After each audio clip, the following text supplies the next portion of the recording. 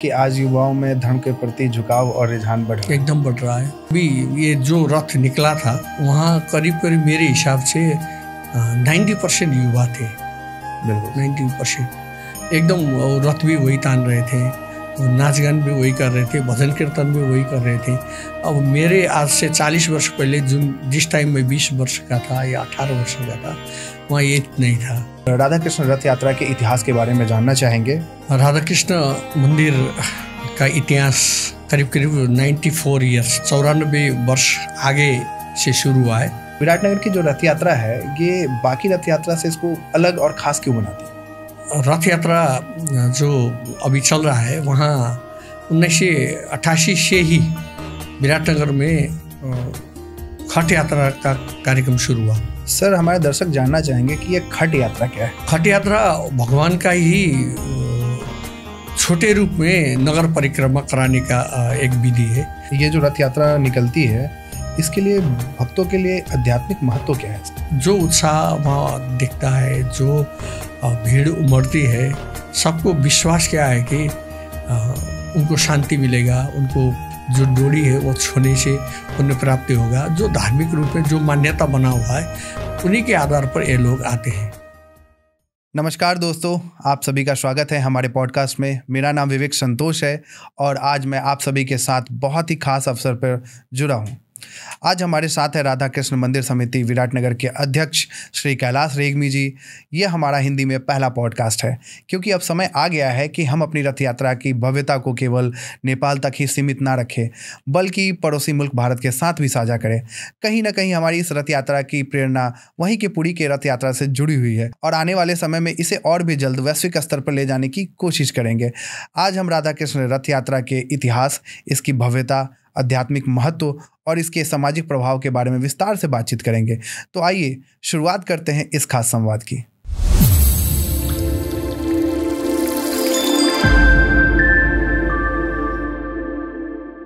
सबसे पहले हम लोग राधा कृष्ण रथ यात्रा के इतिहास के बारे में जानना चाहेंगे। विराटनगर में राधा कृष्ण रथ यात्रा का इतिहास क्या है?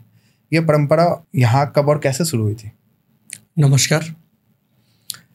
राधा कृष्ण मंदिर का इतिहास करीब करीब 94 ईयर्स 94 वर्ष आगे से शुरू हुआ है।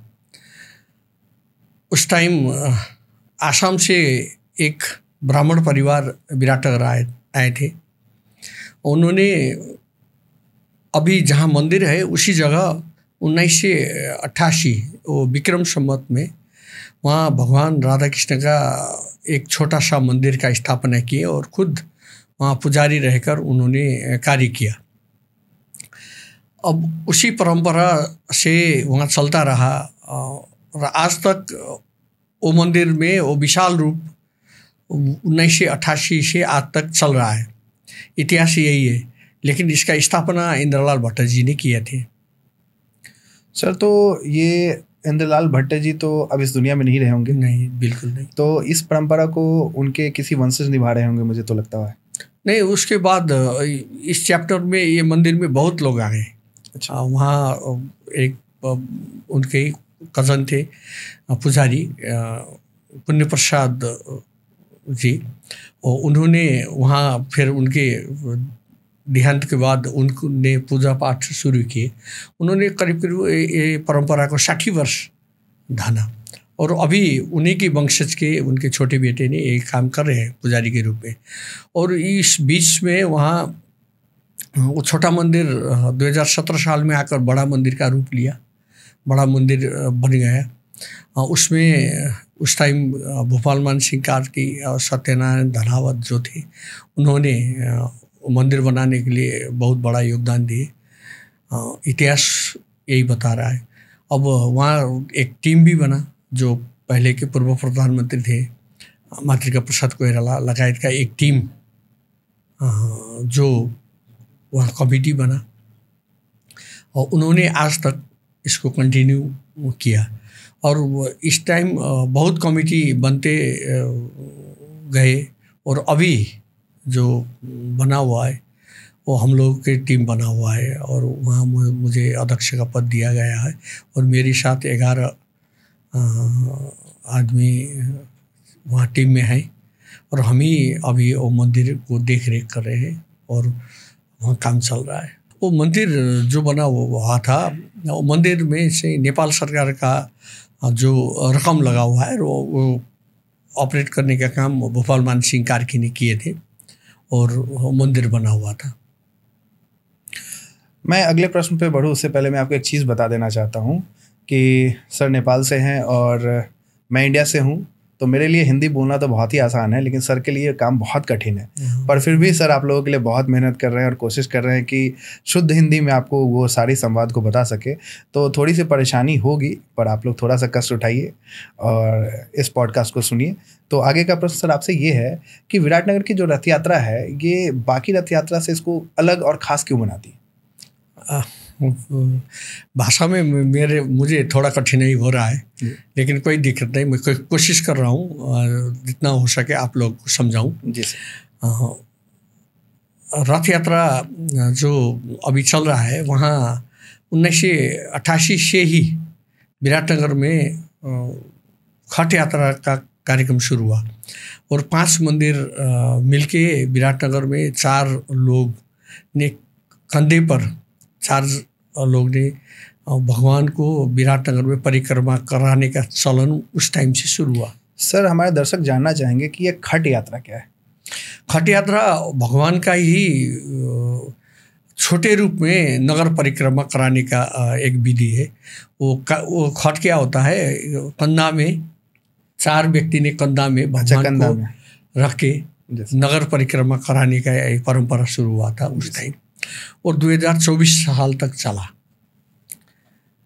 और उसके बाद रथ का कंसेप्ट आया, वही जिसका नाम मैं ले रहा हूँ भोपाल मान सिंह कार्की और सत्यनारायण धरावत। ये जगन्नाथपुरी जाकर ही इनको प्रेरणा मिला कि वहाँ उस टाइप का रथ चला हुआ है जगन्नाथपुरी में। जैसा कि सर ने बताया कि ये हमें प्रेरणा जो मिली है वो हमारे पुरी के जगन्नाथ यात्रा से मिली है कि जगन्नाथ में जो रथ यात्रा निकलती है तो उसको देख के एक प्रेरणा है कि जैसे हम लोग खट निकालते हैं, खट के जगह पे उसको रथ में परिवर्तित करके हम लोग एक संपूर्ण लकड़ी का बना हुआ रथ निकाले वहाँ से, और ये प्रेरणा लेके आने के बाद उस प्रेरणा को आगे हमारे विराटनगर में इस परंपरा को तो वही वो लोग वो दर्शन करके आए तो उनको दिमाग में आया कि ऐसा भी रथ बनाना है। तो उन्होंने आज से 57 साल पहले एक कंसेप्ट उनको दिमाग में आया और उन्होंने वो चक्का वाला 4 चक्का वाला जुआ और भगवान को बैठक बनाने का कंसेप्ट लिया है और आज तक वही रथ चल रहा था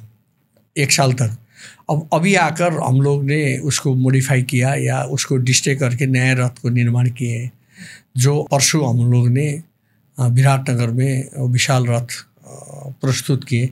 वो अभी नया बना हुआ रथ है, लेकिन ये परंपरा आज 58 साल तक रथ के रूप में चल गया और हम दोनों खट यात्रा और रथ यात्रा को जोड़कर 94 साल तक ये परंपरा चल रहा है, यही बोल रहे हैं सबको। सर हम ये जानना चाहेंगे कि ये जो रथ यात्रा निकलती है इसके लिए भक्तों के लिए आध्यात्मिक महत्व क्या है इसका? हम लोग भगवान कृष्ण का जन्म होता है जन्माष्टमी के दिन रात 12 बजे उनका जन्म होता है और वो जो जन्म का दूसरे दिन है हम लोग उत्सव के रूप में विराटनगर में रथ यात्रा चलाते हैं। वो दर्शन का मान्यता क्या है कि जो उत्साह वहाँ दिखता है, जो भीड़ उमड़ती है, सबको विश्वास क्या है कि उनको शांति मिलेगा, उनको आज का दिन सौभागी होने से उनको जो डोरी है वो छूने से पुण्य प्राप्ति होगा। जो धार्मिक रूप में जो मान्यता बना हुआ है उन्हीं के आधार पर ये लोग आते हैं और हम लोग को भी शांति मिलता है। सबसे एकदम हम लोग इतने साल से लगे हुए हैं, मेहनत कर रहे हैं, दुख भी होता है हम लोग को, शारीरिक कष्ट भी होता है, लेकिन जिस दिन रथ समापन होता है और रथ मंदिर में आकर अड़ जाता है उस दिन इतना आनंद होता है कि वो अनुभव व्यक्त करने से नहीं होता। सही है सर, उस अनुभूति की कोई व्याख्या ही नहीं। हाँ, उसकी कोई व्याख्या नहीं। वहीं जो समापन होता है, जो अंतिम हम आरती करते हैं, वहीं इतना अनुभूति होता है, इतना आनंद होता है, इतना शांति प्राप्त होता है, वो यहाँ बोल नहीं पाएंगे हम। मुझे तो सर ऐसा लगता है कि ये जो प्रचलन भगवान कृष्ण के जन्म के जस्ट एक दिन पश्चात इस रथ को शहर में निकालने और भ्रमण करवाने का जो मतलब एक तात्पर्य, एक कॉन्सेप्ट उसके पीछे ये रहा होगा कि भगवान के दरबार में तो जो आ पाए, पर जो ना आ पाए उसके दर तक भगवान ही पहुंच जाते हैं। एक तो मान्यता है, भगवान तो हर जगह है। हाँ, हर जगह है, लेकिन जो मतलब जा सकते हैं भगवान के दरबार पे वो तो पहुंच गए। लेकिन जो ऐसे अशक्त व्यक्ति हैं जो घरों से निकल नहीं सकते हैं, वृद्ध हैं, बुजुर्ग हैं, बीमार हैं, जो घर से निकल के भगवान के दर तक नहीं पहुंच पाए, तो भगवान एक दिन बाद खुद उनको दर्शन देने उनके गलियारे तक पहुंच जाते हैं, गलियारे में जाते हैं। एकदम सही बात है। तो जो मंदिर में जन्माष्टमी के दिन भी बहुत भीड़ रहता है, हमारे मंदिर में हजारों भक्त आते हैं, वहाँ लाइन में बैठना पड़ता है। मैंने तो सर ये भी देखा है कि जन्माष्टमी से बहुत पहले वहाँ पे झूलन का भी कार्यक्रम शुरू हो जाता है, तो ये झूलन की क्या महत्ता है? पुत्रदा एकादशी से हम लोग पूर्णिमा तक झूलन मनाते हैं, और हम लोगों को पहले ही भविष्यवाणी हुआ था उस टाइम, तो वो भविष्यवाणी के आधार पर हम लोग भगवान आने वाले हैं, इसीलिए पालकी या झूला बनाकर हम वो उत्सव मनाते हैं 5 दिन के लिए। और वो बहुत भव्य रूप से मनता है, वो हर एक मंदिर में मनता है, लेकिन हमारे मंदिर में विशेष रूप से हम लोग मनाते हैं, उत्साहित होते हैं, बहुत भक्त आते हैं। और विराटनगर में सबसे ज़्यादा भीड़ वहीं रहता है, भक्त बहुत आते हैं। इसी तरह हम लोग का परंपरा चल रहा है। सर, आज की पीढ़ी के लिए, आज के नव युवकों के लिए राधा और कृष्ण का ऐसा कौन सा संदेश है जो आप उन्हें देना चाहेंगे, जो उन्हें अपने जीवन में अनुसरण करना चाहिए? नहीं, भगवान का, कृष्ण भगवान का अभी जो युवा है उन लोगों को प्रेरणा बहुत चीज़ लेना है। जो वो मोटिवेट करते हैं, वो शांति का संदेश देते हैं, वो संसार को जोड़ने का जो संदेश उन्होंने फैलाया, और तो धर्म के प्रति लगाव का जो संदेश दिया। अभी युवा वो जो लेकर चल रहे हैं वो सक्सेस भी है, लेकिन जो युवा इससे भटक गए हैं, या उनकी शांति की संदेश या पॉजिटिवनेस की संदेश जो नहीं ले रहे हैं, उसमें कोई दिक्कत दिख रहा है। तो अभी ये रथ यात्रा में जो युवा सब उपस्थित दिख रहा हूँ मैं, उनको अनुसरण करने का संख्या ज़्यादा ही बढ़ रहा है, वही दिख रहा है। सर, मतलब आप कहना चाहते हैं कि आज युवाओं में धर्म के प्रति झुकाव और रुझान बढ़ रहा है? एकदम बढ़ रहा है। तो इसका सर कोई खास कारण आपको ऐसा लगता है कि आजकल धर्म के प्रति रुझान लोगों का बढ़ता जा रहा है? नहीं, अभी धर्म के प्रति इंटरेस्ट एकदम ही बढ़ रहा है। अभी दिख रहे हैं कि अभी ये जो रथ निकला था 1 भदौ में, वहाँ करीब मेरे हिसाब से 90% युवा थे। बिल्कुल 90% एकदम।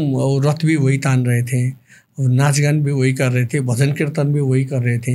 अब मेरे आज से 40 वर्ष पहले जिस टाइम में 20 वर्ष का था या 18 वर्ष का था, वहाँ एज नहीं था, हम लोग आते नहीं थे। थोड़ा एज ज़्यादा हो जो थे वही वहाँ आते थे, लेकिन आकर्षण अभी बड़ा हुआ है, आस्था बढ़ा हुआ है। अब वहाँ से कुछ शक्ति प्राप्त हो रहा है, जो उस लाइन में चल रहे हैं उनको पॉजिटिव वाइब्रेट मिल रहा है, अच्छा संदेश मिल रहा है, इसीलिए वो लोग अट्रैक्शन बढ़ रहा है। और अब अभी बहुत संत भी आ गए, अब उनका संदेश भी आप लोगों के माध्यम से, मीडिया के माध्यम से बाहर आ रहा है, तो इसी कारण भी अट्रैक्शन बढ़ रहा है। बिल्कुल बिल्कुल सर, तो जैसे कि सब लोग जानते हैं और देखते भी हैं कि राधा कृष्ण रथ यात्रा एक बहुत ही भव्य रथ यात्रा है, जिसमें कि असंख्य भक्त और श्रद्धालु उस दिन आते हैं। और ये एक छोटी यात्रा तो होती नहीं है, इसमें इतना ज़्यादा भीड़, इतना ज़्यादा मतलब लोगों का क्राउड होता है, इतना बड़ा भीड़ जो आता है सर। और इस भीड़ को संभालने के लिए, जो भी आयोजन करने के लिए जो भी चुनौतियाँ होती हैं, तो उसके लिए आपकी समिति किस तरह से तैयारियां करती है? किस तरीके से इस चीज़ों को आप लोग पहले से एग्जीक्यूट करते हैं, ताकि उस दिन जितने भी भीड़ आ जाए आप लोग उसको अच्छे तरीके से कंट्रोल कर पाएँ? जब डेट फाइनल होता है रथ यात्रा का, इस दिन करने का, रथ निकलने वाला है, तो उससे 1.5-2 महीने पहले हम लोग एक्सरसाइज शुरू कर देते हैं। अब हम लोग करीब 18 से 20 उप समिति बनाते हैं, जिसमें स्वयंसेवक रहता है, उसमें पानी व्यवस्था, या लाखों आदमी आते हैं, पानी का जरूरी रहता है, स्वास्थ्य का जरूरी रहता है। और हर एक भाग में हम लोग रथ चलाने के लिए डोरी पकड़ने का जो रहता है उसको झंडोत्तोलन लाल और हरा झंडा दिखाकर हम लोग रोकते हैं और चलाते हैं। सब बनाने के लिए कम से कम हम लोग 1000 युवाओं को उस कार्य में लगाते हैं।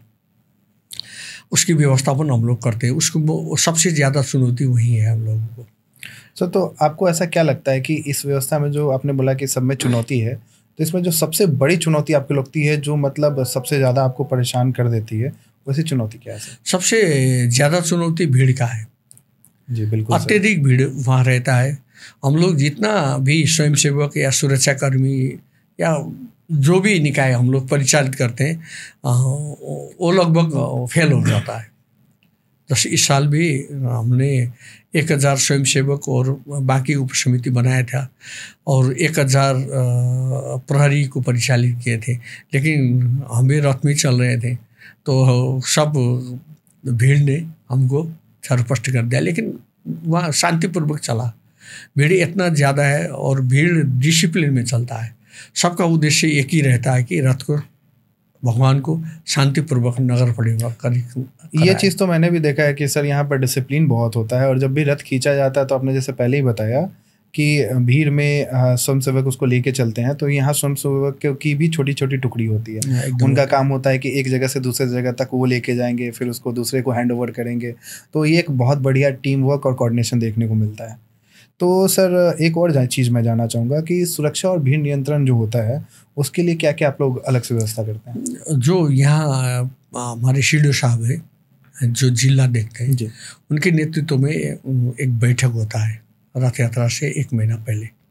उन्होंने सुरक्षा निकाय का टोटल और विराटनगर में सरोकाल वाला, इलेक्ट्रिक वाला, पानी वाला, केबल वाला, मीडिया वाला, सबको एक संयुक्त बैठक बैठते हैं हम लोग मंदिर का टीम से। तो हम लोग वहाँ प्लान करते हैं सिक्योरिटी कैसे देना है, क्योंकि 9 किलोमीटर का यात्रा रहता है और वो 5 से 6 घंटा में पूरा करना ही है। तो वही प्लान बनता है हम लोग। तो रथ सबसे इम्पोर्टेंट हमको रथ में देते हैं। रथ में ज़्यादा ही सिक्योरिटी रहता है, कोई डिस्टर्ब ना हो जाए, कोई दुर्घटना ना घटे। हम लोग ज़्यादा फोकस उसी में करते हैं। अब हमारे पास झांकी रहता है करीब इस साल 100 से ऊपर बन गया। अगले साल 60 थे, अब इस साल 100 से ज़्यादा हो गया। हमारे जो रिकॉर्ड है उसमें 100 से ज़्यादा एंट्री हुआ है। अब उन लोगों को भी व्यवस्थित करना है। अब इस साल तो वो 16 चक्का वाला गाड़ी भी 3 देख लिए हम लोग ने, उसमें विभिन्न प्रोग्राम कर रहे थे। अब इस तरह ये झांकी को व्यवस्थित करके निकालने की बहुत बड़ा चुनौती है।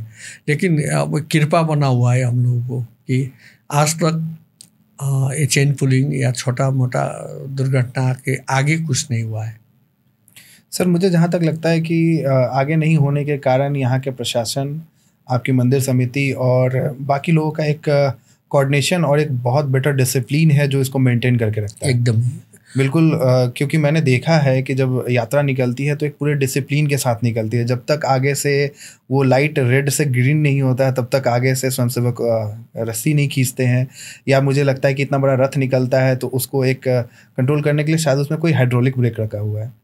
हाँ, ये अभी जो नया बना हुआ है उसमें हम लोग ने अत्याधुनिक उपकरण जमान किए हुए हैं। ब्रेक भी हाइड्रोलिक है और सिस्टम भी वो टाटा मोटर कंपनी का सिस्टम लगा हुआ है। नीचे में सब इस हिसाब से वहाँ लगा हुआ है।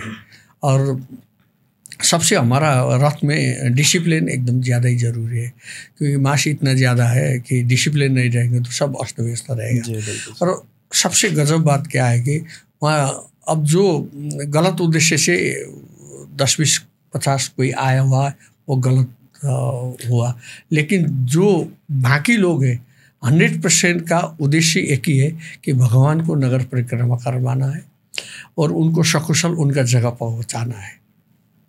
एकदम 100% का उद्देश्य है।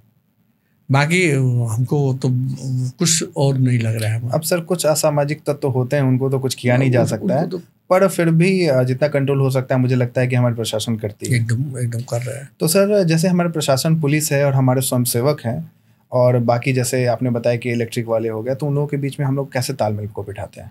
नहीं, वो हम लोग वो टीम बना हुआ है अब 100% वो चेयरमैन हम ही सबको कोऑर्डिनेट करते हैं, लेकिन डिपार्ट वहाँ छुटा, अलग अलग रखा अच्छा, हुआ सब है। लोग अलग अलग डिपार्टमेंट बांटा हुआ है। वो उसका संयोजक बना हुआ है। हाँ।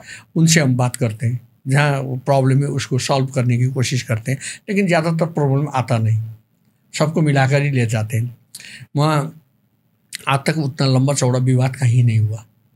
कोई झांकी में थोड़ा बहुत, कोई आगे पीछे का वो समस्या रहता है, कोई आगे आ गया, कोई पीछे चला गया, इसी चक्कर में थोड़ा सर बहुत ये चीज़ तो होना ही है, क्योंकि हाँ। इतनी बड़ी झांकी निकलती है। मुझे तो लगता है कि झांकी ही लगभग 3-4 किलोमीटर की होती है। तो पहला झांकी 3 किलोमीटर आगे है, रथ पीछे है, तो किसी का आगे पीछे होना वो उसी संभव है। टाइप का थोड़ा वो संभव है, आता है, लेकिन वो सामान्य बात है, वो मिल जाता है कोई। बाकी उतना समस्या वहाँ दिखता नहीं। तो सर जैसे कि ये एक इतनी बड़ी और बृहद यात्रा होती है, तो इसमें ये बिना सामाजिक सहयोग के हो पाना असंभव है। तो सर इसमें स्थानीय लोगों का और युवाओं का इसमें क्या योगदान है? उन लोगों का जो है इसमें किस तरह का योगदान है जिससे ये यात्रा इतने अच्छे तरीके से संभव हो पाती है? इसमें सबसे ज़्यादा ज़रूरी क्या दिख रहा है कि हमारे टीम और एकदम स्ट्रॉन्ग है। जो हमारे टीम में बैठे हुए मेंबर्स है वो 100% डिवोटेड है। जब तक वो डिवोटेड नहीं होंगे ये चलेगा ही नहीं। और जो बना हुआ 18-20 उपसमिति बनता है, उसमें भी उसी टाइप के युवा को हम लोग समेटते हैं और सबको समेट कर ले जाते हैं। और सब जो 1000 युवा उसमें समाहित होते हैं, सबका अपना अपना जिम्मेवारी बखूबी वो निभाते हैं एकदम। और वो विराटनगर में जो रथ निकलता है उनको डिसिप्लिन के साथ वो लोग निकालते हैं। और लास्ट में भगवान का रथ जो है वो मंदिर के अंदर रखकर वो लोग निकलते हैं। इतना कितना टाइम लगे वो ज़रूरी नहीं है। हम लोग 2 बजे से वहाँ वो लोग आ जाते हैं और रात को, इस साल तो रात को 10:15 बजे मंदिर में रथ पहुँचा, तो वो लोग रख के ही वो लोग निकलते हैं। इसीलिए इस सामाजिक सद्भाव का, मुझे लगता है सर 10:15 से ज़्यादा हो गया था, क्योंकि मैं वहाँ भी उपस्थित था, मैं भी, और मुझे लगता है 10:30 में मैं निकला। तो उसके बाद हुआ है सर। और उस समय तक सारे स्वयंसेवक वही थे। इनफैक्ट ऐसा कि वो लोग भूखे प्यासे थे, उन लोगों ने प्रसाद उसके बाद पाया है। मैंने नहीं, उसके बाद ही उन लोगों को मिलता है, वो छोड़कर जाते नहीं। वो नहीं, फिर वो पुलिस का सिस्टम तो नहीं है वहाँ, वो तो स्वयंसेवक है। लेकिन ईमानदारी, पुलिस का डिसिप्लिन बिल्कुल जो रहता है उस टाइप का ईमानदारिता वो लोग दिखाते हैं।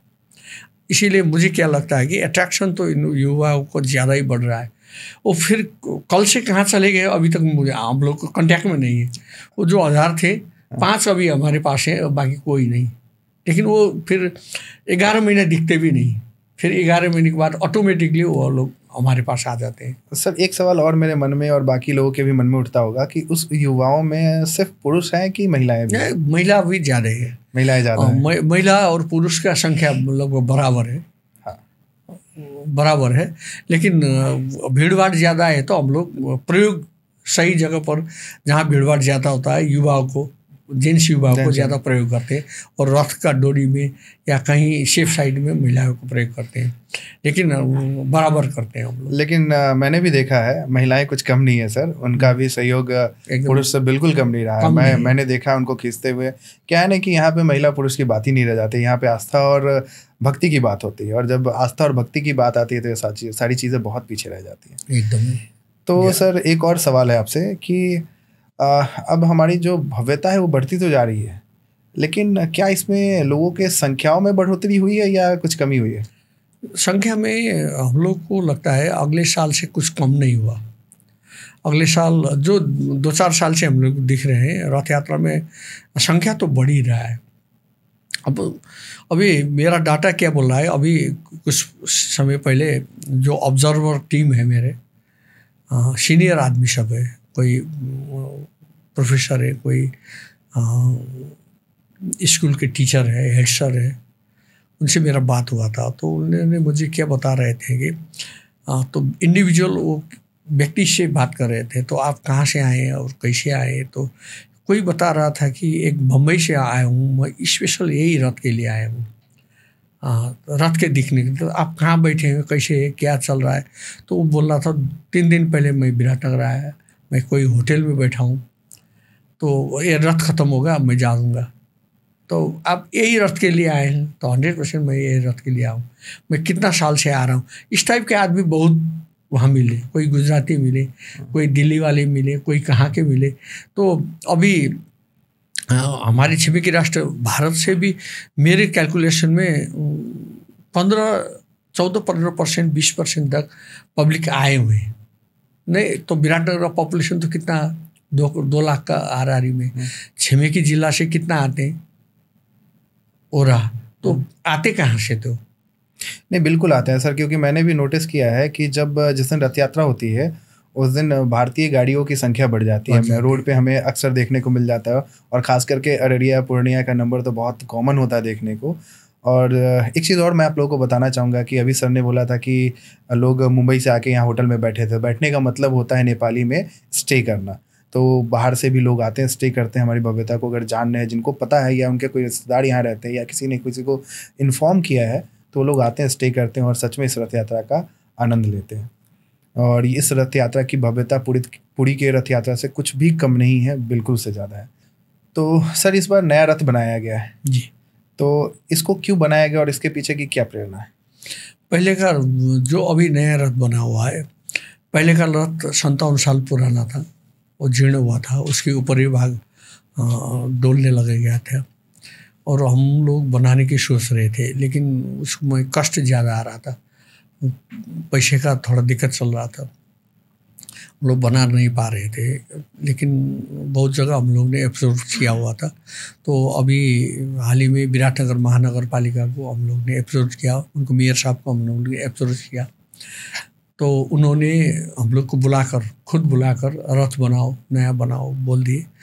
और अभी 44,78,000 नेपाली रुपीस उन्होंने रथ के लिए हम लोग को दे दिए, और उसी पैसे से हम लोग ने रथ बनवाया।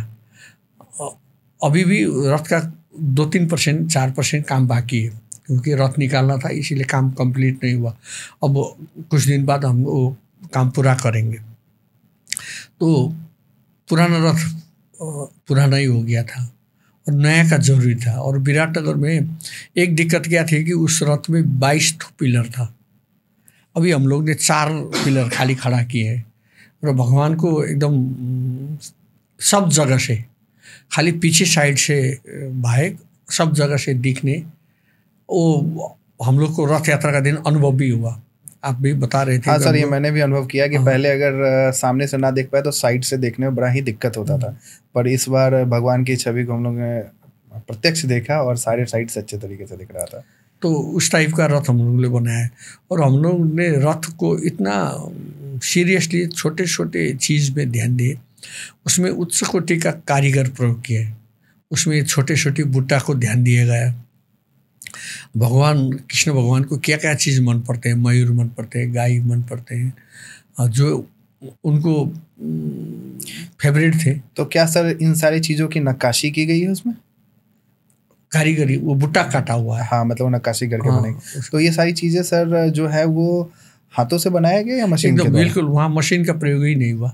मशीन तो काटने कूटने का वो मशीन प्रयोग हुआ, लेकिन एकदम कारीगर हम लोग ने एक बिहार का एक कारीगर को हायर किया, एक टीम को हायर किया, और नेपाल का ही दूसरा टीम को हायर किया, 2 टीम को लगाकर वो काम किया हुआ है। तो कहीं ना कहीं ये परंपरा भी पुरी से अब अनुसरण में आ गई है कि वहाँ जैसे रथ को हाथों से ही बनाया जाता है, तो उसी तरह से यहाँ के भी रथ को पूरे कंप्लीट हाथों से। बिल्कुल हाथ से ही। जो फलाम, जो आयरन का भाग होता है, हाँ, वो तो उसको तो जो बेसिक स्ट्रक्चर है, मतलब उसको छोड़ के, उसको छोड़कर लकड़ी वाला जो काम है उसको एकदम कम्प्लीटली हाथ से बनाया हुआ है।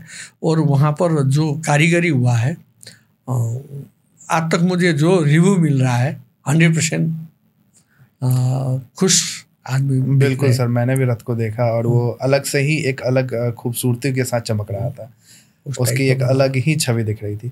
सर उसमें जो पैसे दिए गए हैं, जितनी भी धनराशि आई है, तो वो क्या पूरी की पूरी धनराशि महानगर पालिका ने दी है या फिर लोगों का भी अलग से सहयोग मिला है? नहीं, हम लोग ने एक कंसेप्ट बनाया है उस टाइम। विराटनगर महानगर पालिका में जो लोग रहते हैं या आसपास के जगह जो लोग रहते हैं, वो वहाँ टैक्स पे करते हैं। सब लोग टैक्स पे करते हैं, तो हम लोग ने क्या सोच के पब्लिक से पैसा नहीं लेंगे, जो नगर पालिका पैसा दिया हुआ है उसी से बनवाएंगे। तो 100% विराटनगर का हर एक टैक्स पेयर का वो अपना निजी संपत्ति हो गया। इस कंसेप्ट से हमने काम को शुरू किया। अब भगवान का कृपा बना रहा कि उस रकम से रथ भी निकल गया, बन गया उसी रकम से। इसीलिए तो कहीं ना कहीं हर एक विराटनगर वासी ये कह सकता है कि इस रथ में मैंने योगदान दिया हुआ है। जो जिसने कर तिरा हुआ है या ना तिरा हुआ, विराटनगर बैठा हुआ है, उनका वहाँ लगानी है। ये तो सर बहुत ही खूबसूरत एक विचार था कि मतलब दान ना देते हुए भी दान दे दिए। और पैसा हम लोगों ने किसी से लिए नहीं। ये रथ बनाने के लिए इंडिविजुअल किसी से 1 रुपया हम लोग ने लिया नहीं। ये बहुत ही खूबसूरत बात हुई सर। तो सर अब ये जो पुराना रथ है उसका क्या होगा? पुराना रथ, उसको पुराना अंश को भी कुछ वहाँ लगाए हुए, कुछ फलाम को लगाए हुए, कुछ लकड़ी को यूज़ किए। फलाम का मतलब आप लोगों को मैं बता देता हूँ, आयरन होता है। तो लगा हुआ है। लेकिन वो रथ अभी मंदिर का पिछवाड़ा भाग में वो तोड़ के रखे हुए, उसको संरक्षण कैसे करना है प्लान कर रहे हैं हम लोग, क्योंकि जगह भी चाहिए। लेकिन वो पुराना रथ अभी है नहीं, उसको डिस्ट्रॉय कर दिए, लेकिन उसका सामान हमारे पास है। तो उसको संरक्षण करना है, क्या करना है, अब टीम बैठकर फाइनल करना है। और अभी तो नया रथ बन गया है, अब उसी को संरक्षण करने के लिए भी हम लोग को लगानी ज़्यादा हुआ है। अब सब चीज़ अच्छा से बना हुआ है, उसको संरक्षण करना भी दूसरा चुनौती है, क्योंकि ये तो फिर अब 365 दिन के लिए वो बंद हो गया। इसीलिए हम लोग उसी में लगे हुए हैं और पुराना को भी संरक्षण करके ले जाएंगे हम लोग। सर तो ये जो रथ यात्रा होती है इससे तो आर्थिक प्रभाव भी पड़ता है, तो आपको क्या लगता है कि इस यात्रा से जो है यहाँ के विराटनगर के पर्यटन को या फिर यहाँ के छोटे मोटे रोजगार को कोई प्रभाव मिलता है या नहीं मिलता? बहुत प्रभाव मिलता है। विराटनगर में कम से कम 2-4 दिन 5 दिन पहले से ही ये कार्य शुरू होता है। व्यापारी सब जो नीडेड चीज़ें, आवश्यक क्या चीज़ें, उसको जुगाड़ करते हैं वो लोग। यहाँ होटल में बुक रहता है, बाहर से ऑनलाइन बुक करके वो लोग बैठते हैं। मैंने अभी बताया, आप बम्बई का, दिल्ली का या गुजरात का आदमी बैठा हुआ है, मेरा इन्वेस्टिगेशन टीम ने बता रहा था। और वो लोग बैठते हैं, होटल व्यवसाय चल रही है। अब अभी तो भारत से या अन्य जगह से जो आदमी आते हैं, वो खाना पीना, राशन पानी का चीज़ होता है, वो लोग का वहाँ प्रयोग हो रहा है। अब ट्रांसपोर्टेशन का कारोबार भी ज़्यादा चल रहा है। इस हिसाब से यहाँ कारोबार वो 5-7 दिन ज़्यादा ही रहता है। भगवान कृष्ण के नाम पर या रथ यात्रा के नाम पर यहाँ व्यापार में भी थोड़ा, अब खाने पीने का सामान, मिठाई सब का चीज़ें का, इस सब चीज़ में फ़र्क पड़ता है। तो कहीं ना कहीं ये कह सकते हैं कि भगवान आने के साथ साथ लोगों को भी एक छोटा मोटा रोजगार या फिर छोटे मोटे मतलब प्रॉफिट का कहीं ना कहीं कोई ना कोई मार्ग प्रशस्त कर देता है। बिल्कुल होता है। अब फूल का बड़ा व्यापार होता है यहाँ, उसमें हम ही लोग 2-4 लाख का फूल प्रयोग करते हैं रथ यात्रा में। अब इस टाइप का सीन अनसीन बहुत चीज़ होता है यहाँ, लेकिन इसमें मंदिर का कंट्रीब्यूट बहुत कम है। मंदिर कमेटी क्या करता है, तो रथ श्रृंगार के लिए कोई एक ग्रुप आता है, हम मंदिर श्रृंगार कर, हर एक साल वो चेंज रहता है। हम लोग उनको जिम्मा देते हैं, हम उन लोग से हिसाब किताब कुछ लेते नहीं। कितना लगा है, जितना लगाना है उन्हीं लोग लगाते हैं, वो भी गोप्य रूप से दान करते हैं, हमें मालूम भी नहीं रहता है। तो हर एक सेक्टर में हम लोग जिम्मा लगाते हैं। दोस्तों, पानी का व्यवस्था करना है, पानी तो 9 किलोमीटर में कितना पानी चाहिए, आदमी लाखों आदमी होता है, पानी जितना भी ले आओ कम ही पड़ता है, लेकिन वो लोग खिलाते रहते हैं पानी। अब इस साल 5-7 स्टॉल, 5 या 7 स्टॉल भोजन का था, वो लोग दिन भर भोजन खिला रहे थे।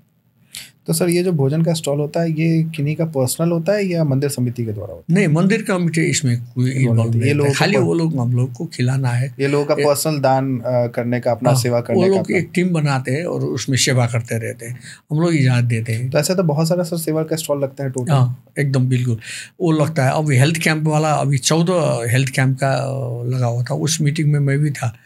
वो जिला प्रशासन का आदमी, हम लोग बैठे थे, 14 अस्पताल का प्रतिनिधि से बात हुआ। तो रथ यात्रा के दौरान कहीं घटना हुआ या दुर्घटना हुआ, उसकी टोटल कॉस्ट फ्री किए थे इस बार। उसमें कोई बीमार हॉस्पिटल जाकर इलाज कर रहा है तो उसको पैसा नहीं लिया उस दिन। तो इससे तो सर जो छोटे व्यवसायी है जो या जो बड़े व्यवसायी है उनको भी तो फायदा होता होगा सर, क्योंकि कहीं ना कहीं उनका कहीं ना कहीं तो प्रमोशन ही हो रहा है, तो इस प्रमोशन के माध्यम से भी उनको भी तो व्यापार में वृद्धि मिलती होगी। अब उस साइड तो उतना मुझे मालूम नहीं कि उनको कितना फायदा नाफा, लेकिन हम लोग वो सुविधा दे रहे हैं। सर आप इतने सालों से रथ यात्रा में हैं, तो कोई ऐसा यादगार पल या कोई ऐसा अनुभव जो आप हमारे साथ साझा करना चाहते हैं? अब मेरा अभी 15-16 साल हुआ ये रथ यात्रा में मैं जुड़ा हूँ। मैं भी एकदम बेस से वहाँ आया हूँ, स्वयंसेवक बैठते बैठते आज तक इस जगह पर आया हूँ। लेकिन मुझे बहुत कुछ सीखने को मिला है यहाँ से। डिसिप्लिन क्या होता है, अग्रज क्या बताते हैं, क्या वही क्या है, आगे जाने का रास्ता क्या है, ये चीज़ यहीं से मिला मुझे। मैंने 12 साल पतंजलि योग समिति में काम किया, योगा का। वहाँ भी मुझे डिसिप्लिन ही सीखा और आज यहाँ भी वही चीज़ मिल रहा है। और यात्रा में चलते चलते मुझे सबसे ज़्यादा क्या दिख रहा है कि डिवोटेड, आप कितना बिलीव करोगे, इसका कोई लिमिट नहीं। जितना भी करो आनंद ही मिलता है। हम लोग तो ट्रस्ट भी ज़्यादा ज़रूरी है। मैं आपको ट्रस्ट करता हूँ, वो मुझे ट्रस्ट करते हैं। संख्या ज़्यादा है इसका। आज सब हम लोग को देख रहे हैं कि ये लोग क्या कर रहा है, क्यों? क्योंकि हम काम वो इसी टाइप का काम कर रहे हैं, ये चल रहा है हम लोग को। अभी हम लोग को जो मैंने कुछ देर आपको पहले भी बताया था कि यात्रा थकान ज़्यादा है हम लोग को। हम लोग लगे हुए हैं, सोते नहीं, सब चीज़ होते हैं। लेकिन रथ यात्रा जब आकर हमारे भगवान के गेट में आता है ना, इतना शरीर हम लोग को एनर्जी देता है, स्फूर्त हम लोग को आता है कि उसका कोई सीमा नहीं, उसका कोई सीमा नहीं। सर तो क्या कभी आपके साथ ऐसा कोई घटना या कोई चमत्कारिक अनुभव रहा हो जो आपने महसूस किया हो रथ यात्रा के दौरान? ऐसा कोई दिन या कोई व्याख्या जो आप साझा करना चाहें? अब आज तक मुझे गलत चीज़ नहीं हुआ है, वही सबसे ज़्यादा मुझे प्राप्त हुआ है। मेरे साथ आज 15 साल से 20 साल से कोई अनहोनी या गलत चीज़ होता है ना, नहीं हुआ है। यही कृपा है, इसी में जो लगे हुए हैं वही प्राप्त हुआ है मुझे। सर तो ये जो जिम्मेवारी आप 16 साल से अपने कंधे पे लेके चल रहे हैं, तो इसका आपके जीवन पे क्या प्रभाव पड़ा है? बहुत बड़ा प्रभाव पड़ा। मैं अब ये ज़रूरी है कि नहीं बताने के लिए, मेरा पेशा एडवोकेट है। जी सर। मैंने वो पेशा छोड़ दिया। वो पेशा और यहाँ डिफरेंट चीज़ है। वहाँ बहुत कुछ आगे पीछे करना पड़ता है, वहाँ एडजस्ट हो नहीं पाया। एक साइड में मंदिर था, यहाँ पॉजिटिवनेस का ज़्यादा वाइब्रेट था, सबको जोड़ने का इंटरेस्ट था, सब एक ही उद्देश्य से लगे हुए। अभी जो यात्रा में 2-4 लाख आदमी आए, उनका उद्देश्य क्या था? एक ही था, भगवान को नगर परिक्रमा करना, कृपा प्राप्त करना। वो वहाँ पर मैं एडजस्ट हो गया, मैंने पेशा छोड़ दिया, वहाँ जाना छोड़ दिया। देखिए सर चेंज में मुझे में देखिए इतना बड़ा चेंज हो गया। तो जो सही है उसी में जाना है, अब बाकी ओल जोल में लगना नहीं है। इस टाइप का दिमाग में बन गया, चल रहा है, इसी हिसाब से चल रहा है। सर आपका ये जो सफ़र है ये बहुत ही लंबा सफ़र रहा है, तो बिल्कुल ये सफ़र अकेले पूरा करना असंभव है। तो ऐसे कुछ लोग तो आपकी ज़िंदगी में ज़रूर होंगे जो आपके लिए एकदम पिलर के जैसे होंगे, एक स्तंभ के जैसे आपके चारों ओर हमेशा खड़े रहते होंगे, ताकि आपको वो मजबूती प्रदान कर सके, ताकि आप ऐसे भव्य यात्रा को हर साल ऐसे ही सफल पे सफल बनाते रहे। तो ऐसे कौन लोग हैं जिनको आप डेडिकेट करना चाहेंगे, उनका वो समर्पण या उनका ये सहयोग? मेरे घर में बहुत धार्मिक माहौल है। मेरे पिताजी बहुत धार्मिक है और घर में सुबह शाम घंटी बजता है, मेरा भगवान का पूजा होता है। प्रेरणा तो मेरे घर से ही पर मुझे पहले मिला। आज से करीब 30 साल पहले मेरे पिताजी के अध्यक्षता में बहुत बड़ा यज्ञ चला विराटनगर में, बहुत बड़ा। करीब करीब 1.5 करोड़ तो लाख बत्ती वाला उस टाइम। वहीं से मैं धार्मिक कार्य में लग गया था, विभिन्न टीम में बैठकर ये चलता रहा।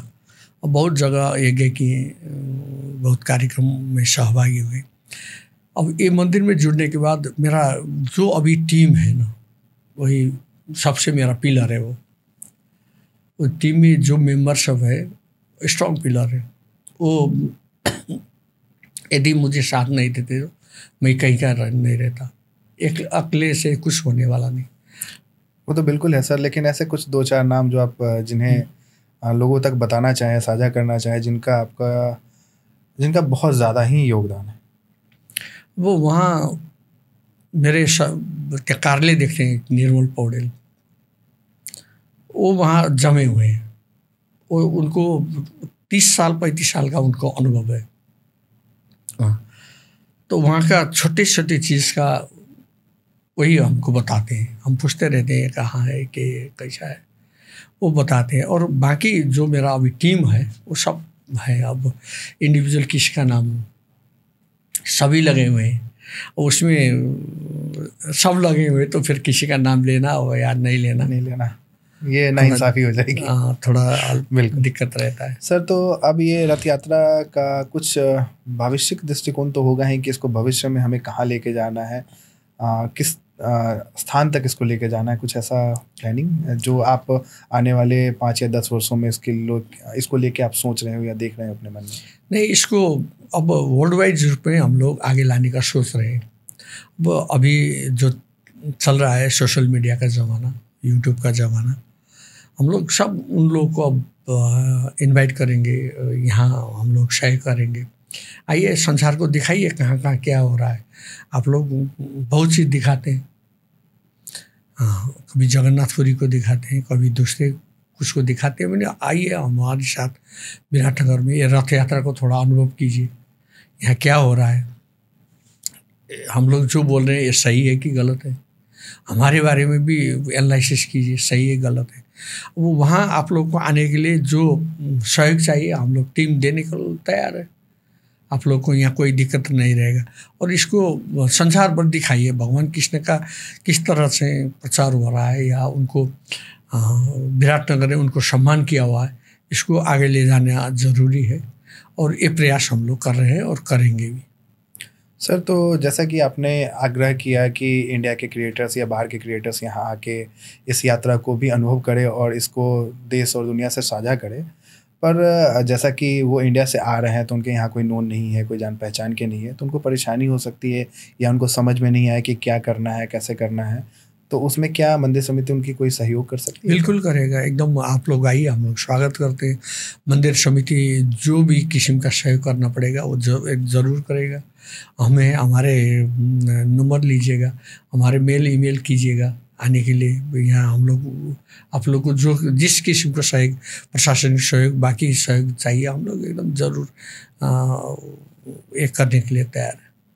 ये तो बहुत ही अच्छी बात हो गई। ये तो कहते हैं ना कि सोने पे सुहागा हो गया क्रिएटर्स के लिए, तो और क्या चाहिए। तो जैसा कि सर ने आग्रह किया, अगर आपको मौका मिलता है तो आप भी आइए और विराटनगर के इस यात्रा को अनुभव कीजिए, और आपको जो भी सहयोग चाहिए वो सर को आप मैसेज कीजिए, सर आपको सहयोग करेंगे। जो भी शूट करना है आप सहयोग के साथ कीजिए और आप इसको दुनिया को दिखाइए। सर, आप आज के युवाओं को ऐसा क्या संदेश देना चाहेंगे कि इस परंपरा को वो साल दर साल आगे ऐसे ही बढ़ाते रहें? नहीं, अब हम हर एक साल युवाओं से डिस्कस करते रहते हैं, और आप लोग आइए, ये आपका प्लेटफॉर्म है। युवाओं को सामाजिक रूप से आगे बढ़ना ज़रूरी है, और समाज को पहचानना ज़रूरी है। समाज में क्या करना है ये फाइनल करना ज़रूरी है। हम लोग का ये धरती में कुछ रोल है, कुछ करना है। खाने पीने का काम तो हर एक आदमी करता है, हर एक चीज़ होता ही रहता है, वो रूल है, वो चलता ही रहता है। लेकिन क्यों आए तो हम लोग यहाँ आए तो कुछ करना ही है, और वो प्लेटफॉर्म हम देंगे, आप लोग को हम देंगे। और वहाँ जो युवाओं का बैठक होता रहता है, भेला होता रहता है, मैं यही बात में उन लोगों को जोड़ देता हूँ। आप लोग आइए, हम लोग से जुड़िए, हम लोग आपको वे देंगे, रास्ता देंगे, आपको यहाँ आगे बढ़ने का रास्ता देंगे और आप लोग सामाजिक होइए। समाज के लिए कुछ करने के लिए हर युवा को आगे आना चाहिए। आप लोग आइए, मेरा आग्रह यही है सब युवा से। बिल्कुल सर, समाज के जो युवा होते हैं वही पिलर होता है देश का, और अगर वो ऐसे ही आगे बढ़ के ऐसे कार्यों में आगे बढ़ते रहे तो बिल्कुल देश का तो भला ही जरूरी है। तो अब ये हमारा पॉडकास्ट समाप्ति की ओर आने को आ चुका है, और हम लोगों ने सर के साथ बहुत सारी बातें की, और जो भी जानना था हमने सब कुछ जाना। इसकी महत्ता क्या है, ये रथ क्यों चलता है, कैसे होता है, कितनी दूरी तय करता है, सब कुछ। तो अब एक आखिरी सवाल जो सर से मुझे करना है कि सर, आप हमारे दर्शकों और श्रोताओं के लिए क्या विशेष संदेश देना चाहेंगे? दर्शकों और श्रोताओं को और यार भक्तजनों को मेरा विशेश आग्रह क्या है कि ये विराटनगर का जो भव्य रथ यात्रा होता है हर एक साल, आज 1988 से आज तक ये हो रहा है, एक हट यात्रा के रूप में या रथ यात्रा के रूप में। इसको अनुभव कीजिए, इसको फीलिंग कीजिए और इसको देखिए। हम लोग ने जो काम किया गलत किया तो आप लोग हम लोग को बताइए, यार सही हुआ तो क्या हुआ वो भी बताइए, और इसमें सहभागी होइए। हर एक साल आप लोग का जो उत्साह हम लोग को प्रदान हो रहा है, आप उत्साहित कर रहे हैं, हम लोग भी उसमें एग्रेसिवली लग रहे हैं। इसीलिए मेरा आग्रह क्या है कि आप लोग हर एक साल इसमें सहभागी होइए। वो अवसर हम लोग जुटाएंगे आप लोग। विराटनगर का 9 किलोमीटर का जो रास्ता है उसमें हम हर एक साल भगवान को ले आएंगे। हम लोग परंपरागत रूप से ही चलते हैं क्योंकि हमारा इतिहास है। अब हम 100 वर्ष मनाने, 6 साल बाद हम 100 वर्ष को होने वाले हैं भगवान का ये रथ यात्रा, घाट यात्रा। अब नेपाल में हेरिटेज में ले जाने के भी को हम लोग कोशिश करेंगे, क्योंकि इतिहास 100 साल से आगे जो चीज़ होगा वो हेरिटेज में दर्ता होगा। हम कोशिश करेंगे, इसीलिए इसको हिस्टोरिकल बनाने में हम लोग कोई कसर नहीं करेंगे। और आप लोगों को हम लोगों को सहयोग करना है, सपोर्ट करना है, आगे ले जाने के लिए एक माहौल बनाना है। यही मैं आग्रह करना चाहता हूँ। सर आपका बहुत बहुत धन्यवाद इस छोटे से पॉडकास्ट के लिए, और आपने जो भी जानकारी हमें दी वो बहुत ही महत्वपूर्ण थी। मुझे लगता है कि बहुत सारे लोगों को बहुत सारी जानकारी नहीं थी, और मैंने खुद भी इस रथ यात्रा को 3 साल अनुभव किया है, और उस अनुभव को मैं कहीं ना कहीं शब्दों में तो बयान नहीं कर सकता। बिल्कुल, वो एक अलग एक्सपीरियंस है, वो एक अलग ही जोश होता है। मैं शायद 1-2 किलोमीटर ना चल पाऊँ, लेकिन मैं रथ यात्रा में पूरा 9-10 किलोमीटर चलता हूँ उस दिन, और बहुत ही अच्छा लगता है। तो अब इस पॉडकास्ट की हम यहाँ समाप्ति करते हैं, और आप सबों को अगर कोई प्रश्न हो जो पूछना हो, या आप चाहते हो कि और कोई आपको जानकारी चाहिए, तो आप हमें कमेंट्स में नोट डाउन कीजिए। अगर हमें लगेगा कि कुछ ऐसे क्वेश्चंस जो छूट गए हैं जिसे आपको फिर से साझा करना है, तो हम फिर से सर के साथ एक पॉडकास्ट करेंगे, और दोबारा हम आपके साथ फिर से उपस्थित होंगे उन सब सारे सवालों के जवाब के साथ। धन्यवाद। राधे कृष्ण।